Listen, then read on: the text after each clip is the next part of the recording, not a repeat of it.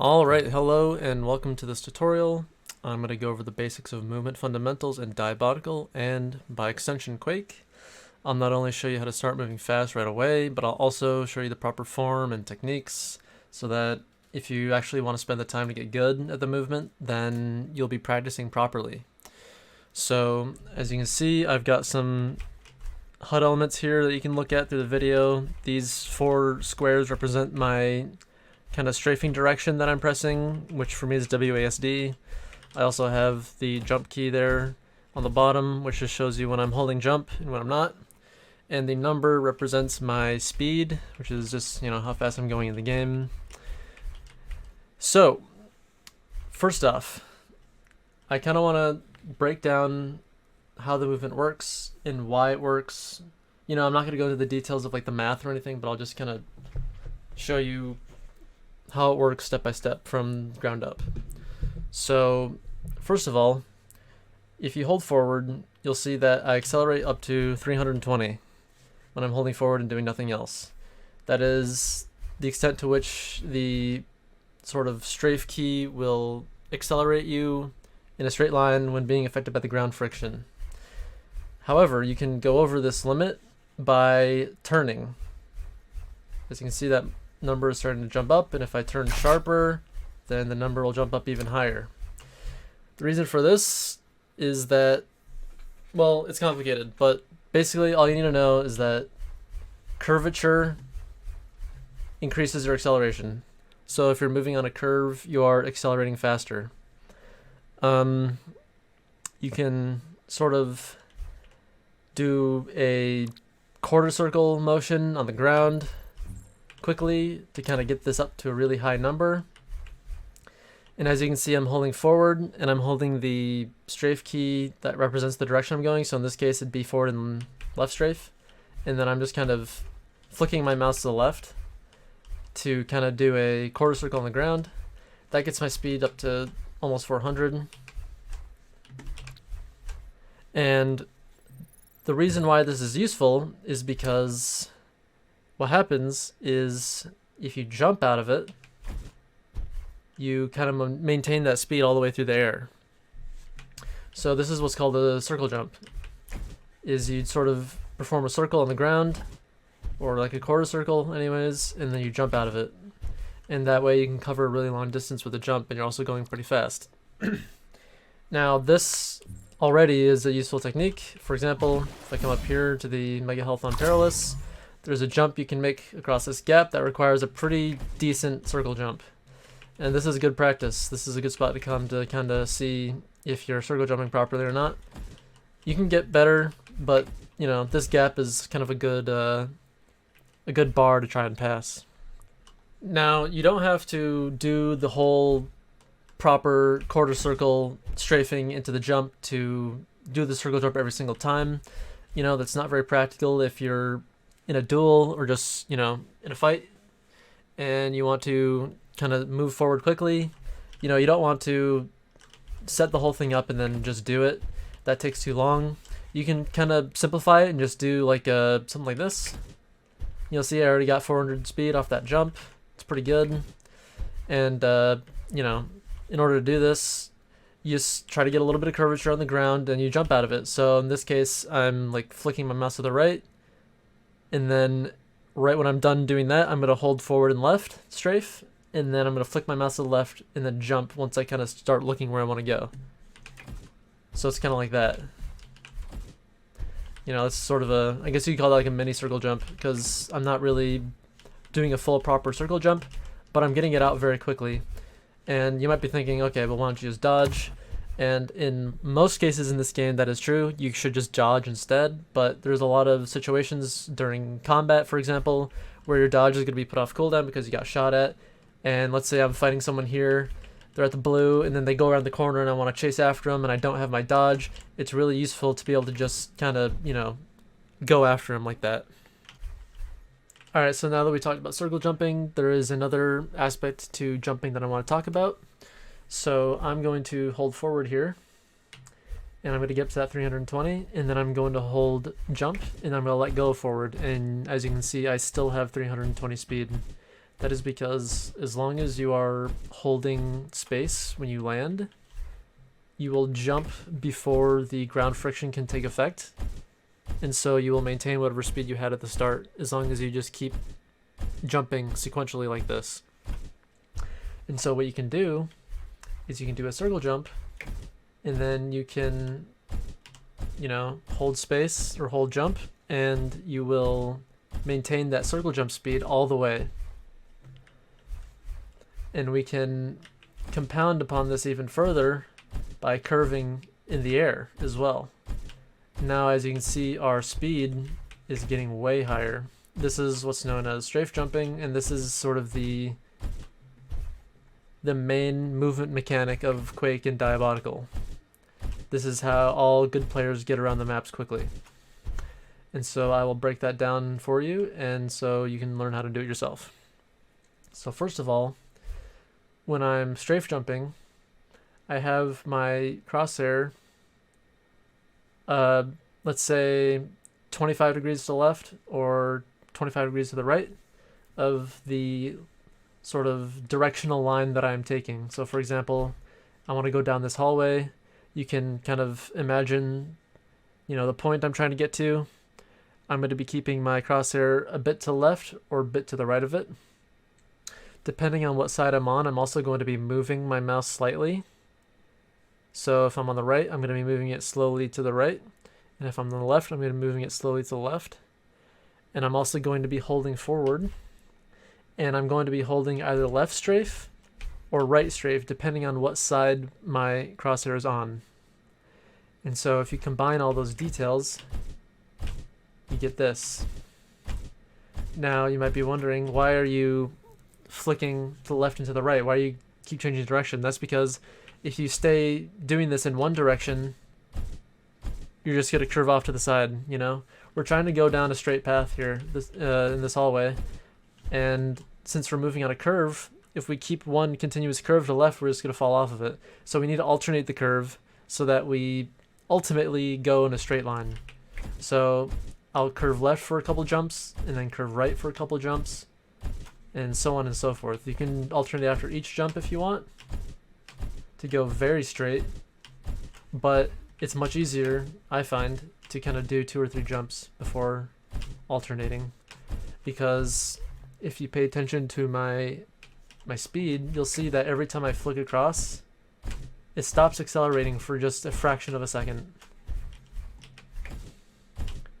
and then starts accelerating again once I'm in that spot on the left or to the right.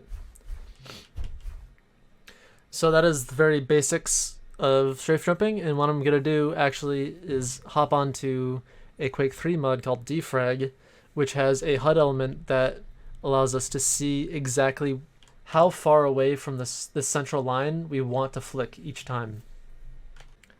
Alright, so here we are in Defrag. Looks a little bit different, but we have our movement keys around the crosshair just like before. We have our speed, which is above the crosshair this time.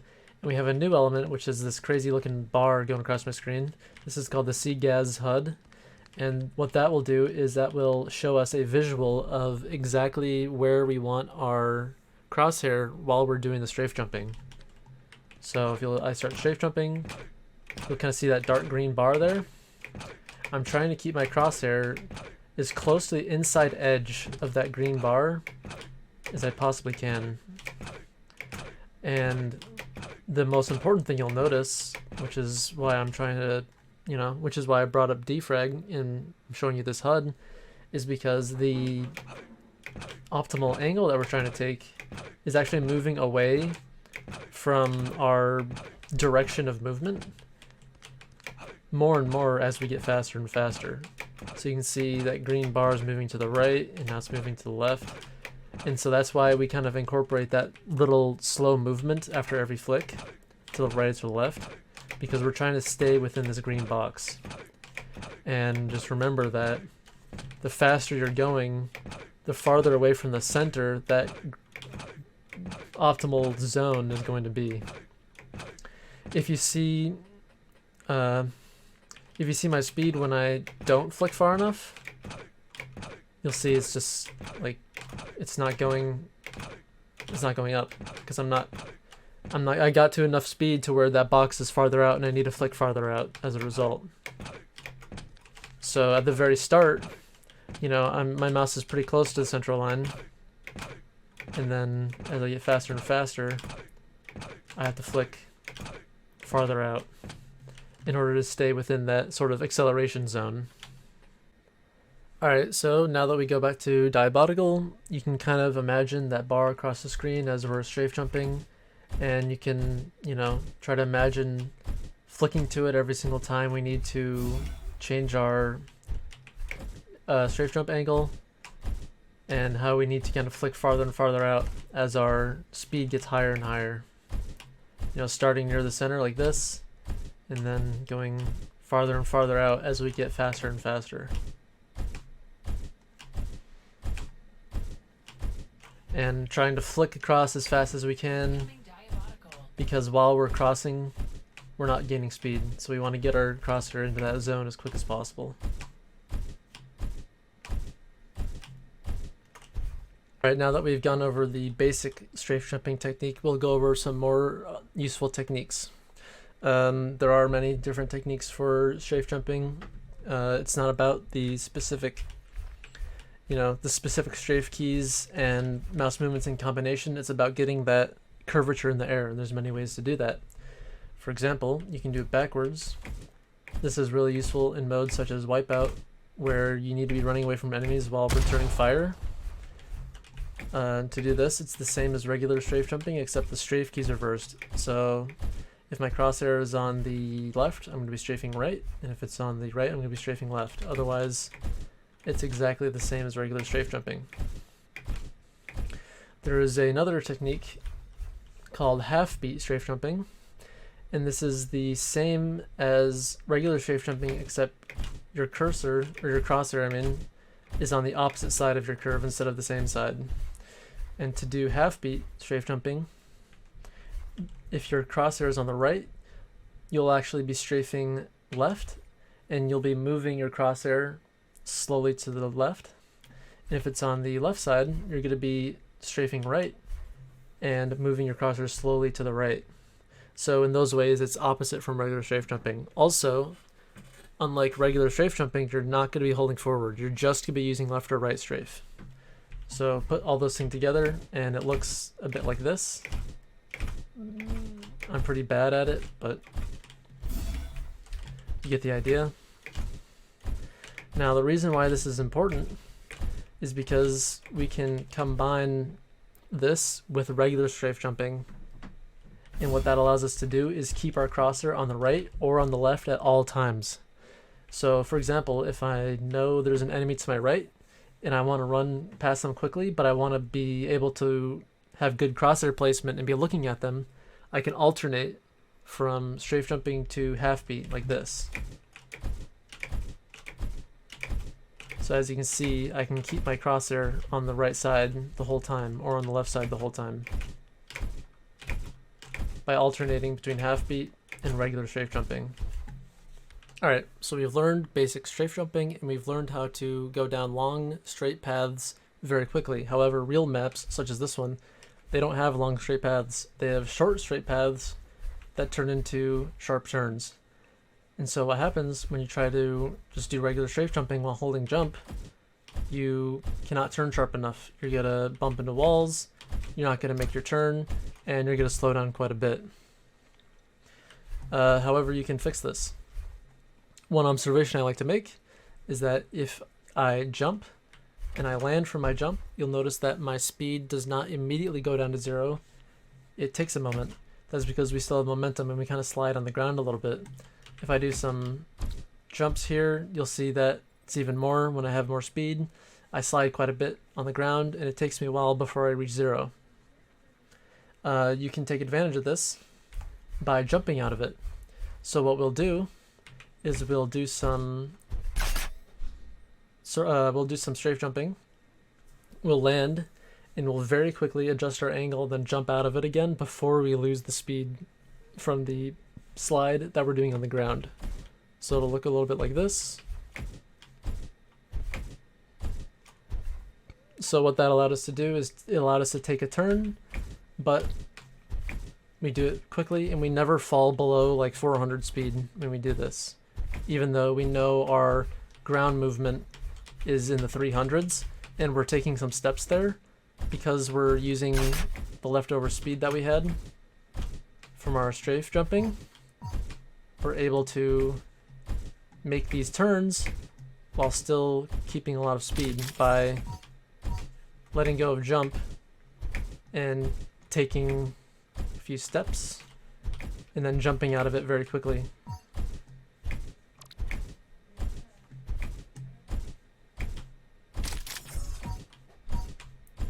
So this is very important. This is basically the fundamentals of practical quick movement through maps, and this is something that you should practice a lot if you want to become good at duel or wipeout or whatever. Alright, another thing that we should quickly talk about that is exclusive to Diabotical is the dodge. The dodge is incredibly useful. If you're not in combat, it can take the place of a circle jump. So instead of doing this to kind of get started, or doing kind of a mini circle jump to get started, we can do a dodge. It's going to be a bit faster, and it's just a lot easier, and it's a lot quicker to do. However, it's still worth knowing how to do these normal circle jumps, because there will be a lot of times in combat where you want to move quickly, and you're not going to have your dodge available to you because someone shot you and took it off cooldown. So for example, let's say I'm fighting someone on the blue, and they run around the corner, and I want to keep chasing after them, but they shot me, so I don't have my dodge. I need to, I need a circle jump to kind of go after them. However, where dodge is always useful is to quickly change direction. So if I'm, for example, let's say I want to go grab that health, and I want to come straight back to this blue. What I can do is I can go to it, and then I can dodge, and that'll be much quicker than not dodging, because the dodge is an instant transferal of movement to whatever direction you want, as long as you're facing that direction. It also helps you in situations like that one I just did, where I kind of overshot my movement a bit and I wanted to come this way. I can use the dodge to sort of correct myself like that. So sometimes when you're moving around, you'll overshoot your movement, and you can dodge to take these really sharp turns. And then obviously, like I said, the 180 burst of movement can be very useful for not only getting around the map, but also for dodging projectiles and stuff.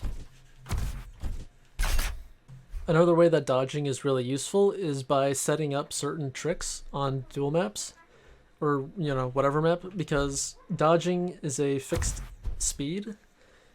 And so, for example, there's kind of a line you can take here to get to the rail, and without dodge you kind of gotta line it up and get to the perfect spot and then do it.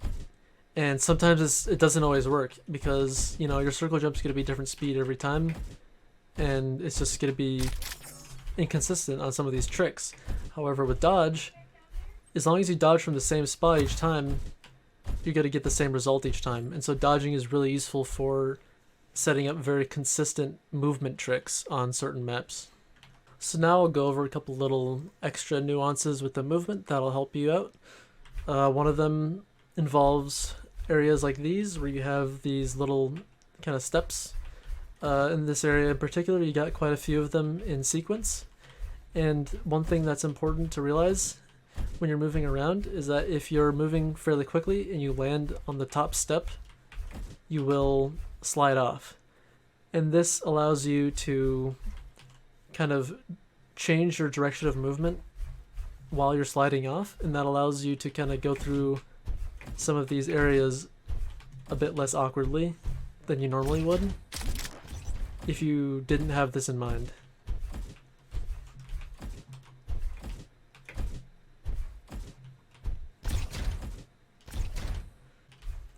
Another little thing that you should keep in mind is a mechanic called clipping. What this means is that when you have enough speed and you hit a corner, such as this one, you kind of clip through it like that. And that allows traversal through these maps much smoother if you kind of keep that in mind and are able to sort of work it into your movement. So for example, when I'm going down this hallway, I can kind of clip that ledge. And there are places all over maps where you can sort of use clipping to kind of get around corners and through certain sections of the map much quicker. Alright, the last thing I want to talk about in this video is rocket jumping and rocket boosting. They are very important skills to have if you're going to be playing a lot of Wipeout. And what most people will tell you right away is that if you want to do a rocket jump, you want to look straight down and you want to shoot and jump at the exact same time. And that'll get you a good enough rocket jump for pretty much 99.9% of situations. However, you can actually make it a little bit better. So you want to jump at the exact same moment as the rocket hits the ground. However, the rocket does not hit the ground immediately after firing. It takes a moment. And so to do a perfect rocket jump, you actually need to delay the jump a tiny bit. And so let me see if I can do it good here, and you'll see the difference. Yeah, see, that's way higher as opposed to just doing it like this. You know, I mean, it's not way higher, but it's a little bit higher. And that'll make some jumps on some maps a little bit more consistent. And so, you know, at first I would just try to do them at the same time. That'll get you up most places. You know, like that gets you up here, just doing them at the same time. But if you really want to kind of optimize it, you do want to delay your jump a tiny bit. And that'll give you further and higher rocket jumps. Now for rocket boosting, which is essentially using rockets to make yourself move quicker through the map, you don't want to use the floor because that kind of, you know, it's good, it does get you quicker, but the best way to do it is to use the wall. That gets you much quicker, and it's a lot easier to kind of control yourself. Sometimes if you use the floor, you'll go up too high and you'll hit the ceiling. There are certain situations where you need to rocket boost and you don't have a wall to go off of, in which case you would use the floor. But when you can, go to a wall and you can shoot it either parallel, you know, eye level height, or you can even shoot it a little bit up like this. It doesn't really, I don't know which is better, to be honest, but as long as you're not shooting it downwards, otherwise you're going to be going up like that. So you want to either shoot it, you know, straight across like so, or even down a little bit. And then, so anyways, as I was saying, you just kind of want to use walls to get yourself moving around the map quickly. And, you know, if you're running away as kind of the last person in the Wipeout match, and you got a whole team chasing you, it's good to use rocket boosting to kind of try and get away as quickly as you can.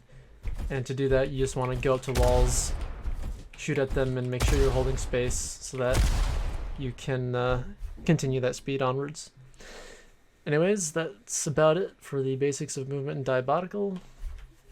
There's a lot more to say, but, you know, it's more advanced stuff that will help you only a little. Just starting out, if you learn pretty much everything I said in this video, you'll definitely have way better than average movement than a lot of the people you'll find in regular matchmaking. So yeah, thanks for watching and hope it was helpful.